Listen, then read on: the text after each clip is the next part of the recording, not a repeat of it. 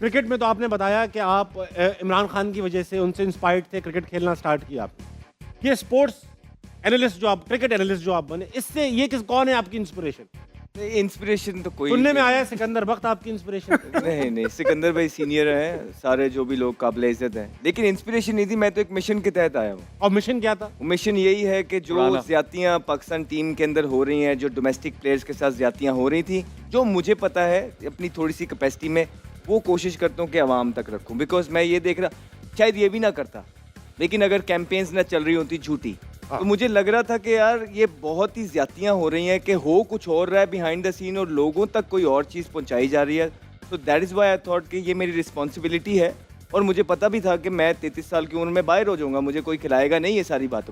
लेकिन मैंने अपने घर वालों से मशवरा किया, अपने जो मेरा दिल करता था वो यही करता था कि नाउ इज़ द टाइम कि अब जो भी मुझे लगता है, जो मुझे पता है, वो मैं तरीके से आवाम तक ज़रूर रखूँ। अच्छा, आपको पता था कि जब आप ये करेंगे, जाहिर बात है, तो वापसी के दरवाजे तकरीबन बंद से हो जाएंगे, ये अंदाजा था आपको? तकरीबन पहले साल जब मैं इधर आया था, तो कहीं ना कहीं इतना मुझे लर्न नहीं था। मुझे लगता था कि यार शायद कहीं ना कहीं अगर मुझे कोई अपॉर्चुनिटी मिलेगी, लेकिन उसके बाद जब दूसरा हमने शो किया, उसके बाद आई वाज श्योर कि यार अब तो बहुत ज़्यादा चीज़ें मैंने बहुत लोगों की बता दी हैं, और यहाँ पे आपको पता है सच बोलने की एक कीमत है।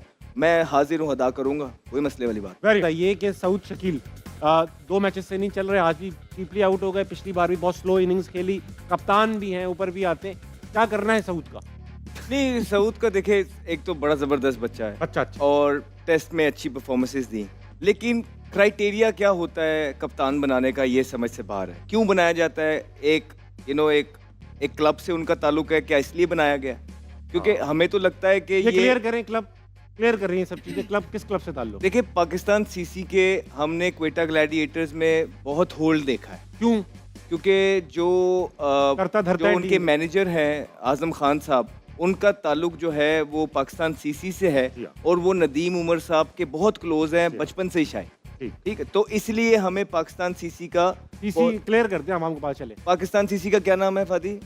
Pakistan cricket club. Pakistan cricket club का बड़ा रोल रहा है वहाँ पे। अपॉर्चुनिटीज उन्हीं प्लेयर्स को मिलती हैं। शायद वो भी पहले वो बेंच पे बैठते रहे, उसके बाद वो बारों बार पाकिस्तान खेल गए थ्रू डोमेस्टिक, और उसके बाद इनको याद आया, उसने ट्वीट भी कर दिया था, आपको पता होगा कि एक भी मैच नहीं खिलाया। उसके बाद डायरेक्ट कप्तान बना दिया। अब वो कप्तान बने हैं, उनकी जगह सिर्फ एज एन ओपनर बनती है, और उससे नीचे जाएंगे तो उनका कोई काम नहीं है। फिर उससे हो ये रहा है कि एक तो वो ओपनर है, उस तरह से परफॉर्मेंस नहीं कर रहे, फिर हसन नवाज जो ऑलरेडी पाकिस्तान के लिए ओपन कर रहा है, उनको नीचे आने पड़ा है। फिर लेलन की आपने जो बात की, देखे अटैकिंग प्लेयर है, अग्रेसिव प्लेयर है। फखर जमान की आप बात करेंगे तो उसको हमारी आवाम लीवरेज देती है कि यार कोई गल नहीं, जो चलेगा जितवाएगा। ये भी उसी तरह का प्लेयर है, लेकिन मसला ये हो रहा है कि क्वेटा के उसके आसपास वाले भी जो हैं वो स्कोर नहीं कर रहे। रायली रोसो भी नहीं चल रहे। क्वेटा एक ऐसी टीम है जो हैवीली रिलाय कर रही है अपनी बैटिंग के ऊपर। सारे फॉरनर्स जो हैं उनके बैटर्स हैं, ठीक है। आप देख लें कि रायली रोसो हैं, उसके बाद ये फेन एलन है, और एक उनके पास और चैपमैन, ये लोग बैटर्स हैं। तो वो तीनों परफॉर्मेंस नहीं कर रहे। फिर इनका कॉम्बिनेशन 2 मैचों में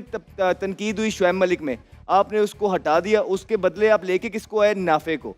फिर आप पे तनकीद हुई कि यार नाफे तो ओपनर है, फिर आपको लगा कि हाँ ये तो हमने गलत कर दिया है, फिर आज आपने उसको भी बिठा दिया। उसके बाद आपकी सिचुएशन इस तरह किया कि आपको कुछ समझ नहीं आ रहा, आप ब्लेम गेम से निकलते ही नहीं है। आपको, आप जो टीम सिलेक्ट करते हैं, आपने देखना है कि कौन सा प्लेयर कितनी फॉर्म में है। फिर आपका मेन प्लेयर है रायली रोसो। यार फादी बैठा है, आप भी हैं, एक मैच में वो जाएगा 6वें पे, दूसरे पे जाएगा 5वें पे, तीसरे पे जाएगा 4थे पे। जब स्टेबिलिटी नहीं है तो फिर मेरा मतलब है कि आप उससे एक्सपेक्ट ना करें कि वो इंसान है, ह्यूमन है, तो वो परफॉर्मेंस आएगी नहीं आएगी कोई पता नहीं है किसी का। स्टेबिलिटी नहीं है, एटमॉस्फेयर इस तरह के हमने क्वेटा ग्लैडिएटर के अंदर देखे हैं कि 9-9, 10-10 लड़के एक ही कमरे में बैठ के कहते थे यार कब खत्म हो और हम जाएं।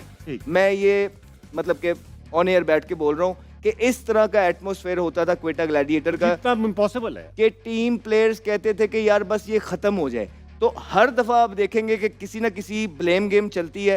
कभी ट्रैवलिंग पे डालते हैं, कभी कहते हैं हमारा फलाना प्लेयर नहीं आया, उसकी वजह से बड़ा नुकसान हो गया, कभी कहते हैं पिक की जो है ना ऑर्डर हमारा बड़ा लेट था, इसकी वजह से हो गया। तो सर ये चीज़ें जब तक आपकी चलती रहेंगी, जब आप रिस्पॉन्सिबिलिटी नहीं लेंगे, जीतते हैं तो आप आगे आ जाते जी मेहरबानी, हारते हैं तो आप बड़े जो ऑनर हैं नदीम उमर साहब, मैनेजमेंट जो रिपोर्टें वहाँ तक पहुँचाती है क्योंकि वो सारी एक हो जाती है, 2-3 प्लेयर को गंदा करके उनको बाहर निकाल के और सारा खुद जो है ना क्लीन शीट ले लेती है। तो अगर वो 2-3 प्लेयर हमेशा मसला होते हैं तो आपकी टीम क्यों नहीं बेहतर हो रही, फिर हर साल सही। क्यों नहीं हो रही? तो सही। ये मेरा सवाल है क्वेटा ग्लैडिएटर्स एक हाँ